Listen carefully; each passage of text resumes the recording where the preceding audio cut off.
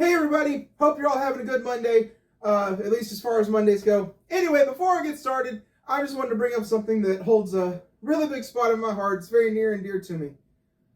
See, 50 years ago today, January 30th, 1973, four guys who at the time were nobodies put on the rock and roll show that they had never seen, that they had always wanted to see for the very first time, at a little club called Popcorn in New York.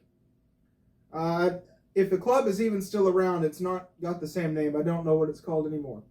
Never been. I'd like to go and see it just to see the site of it. But that band was called Kiss. I don't know for sure if you can see it in the shot because I haven't edited yet. But you know my little Kiss stage I have sitting next to me. There's a reason for that. Okay? Kiss is my greatest influence. You're probably thinking, well, Bryce, you're a comedian, they're a band. How is a rock band your greatest influence? Well, the energy, the unapologetic attitude of this is who I am and you have to deal with it. You know, I come out with a logo. I have BAM. You know, they put on their Kiss. They have the Kiss logo. They have this bombastic stage show. They have all the pyrotechnics that nobody had at the time. They sort of revolutionized a lot of that at the time. And I mean, they were unapologetic about it. They strived to be the best band that there was. That band went on to get kicked off tours because they were too hard to follow. Okay? They played such great shows that bands that were headliners did not want to follow them. They did not want Kiss to open for them because Kiss blew off the headliner. That's the kind of person I want to be. That's the kind of performer I hope to be and that I strive to be. I can't say I've necessarily accomplished that. I mean, I'm still nobody talking to maybe 20 people, you know, on YouTube. But, I mean, at the end of the day, that's who I want to be. That's what I strive to be. Unapologetically me, putting on the best show that I want to see. The comedy show that I wish I could see. The comedy show that I think I've never seen. The kind of material that I don't really see, you know. And sure, I have comedian influences, several of them, but this isn't about them now. This is about, in my opinion, the greatest band that has ever existed. My favorite of all time. So, yeah, 50 years. Going strong. And they're finally retiring on the end of the road.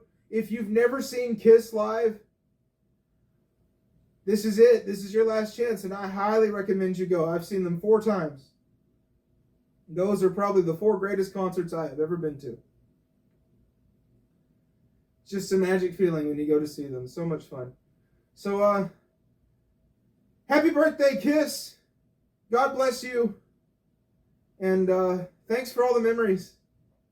For real. So, yeah. That's out of the way. Let's start the show! Hello and welcome to Bammed Up Comedy. My name is Bryce Moore. I will be your comedian. It's comedy on a budget. Anyway, I went home last weekend just to visit, you know. And when I got home, my dad was laying in the recliner like... My mom goes, "He's sick." "Oh, I'm all right." He had the flu. And the doctor that he went and saw called me in a preventative to a local pharmacy here in town. And I won't tell you the name of the pharmacy, but I will say they had some very pretty green walls. And I'll just leave it at that, because it's good to compliment the pharmacy before I make fun of them. Anyway, though, I go to pick up my prescription after I get off work, and the person at the counter tells me that it's going to be an hour and a half before my medicine's ready. Now, the medicine is prepackaged. All they have to do is take it, put it in a bag, and hand it to me. "Well, sir, first we have to find the medication. We have to verify that it's the right thing. Then we have to inspect it to be sure it's not been tampered with. Then we have to misplace it. look for it for a while, locate it, put it in a place where we'll know where we left it. Then we have to take a 45-minute break, forget where we left it, look for it again, find it, locate it, and lose it one more time before you come back to get it. And I finally got my prescription, and I took it home, and I started it, and then got ready to go to bed, and then got up and went to work the next day. And that's when I got sick. And I could tell I was getting sick, too, because, I could feel the cold creeping up in my shoulders. You know that feeling to where it's not cold, but you're cold.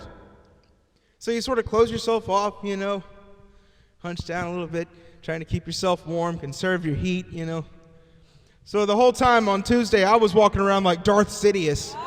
Is it a bit cold in here to you? Bryce, it's 70 degrees in here. Meanwhile, I've got icicles hanging off the end of my nose.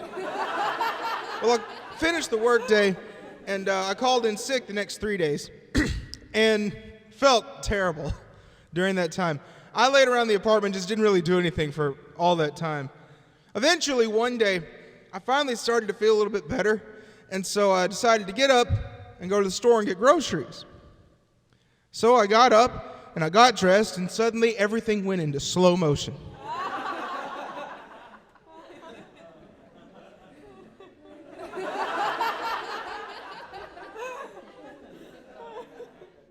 It took me 20 minutes just to get to the door.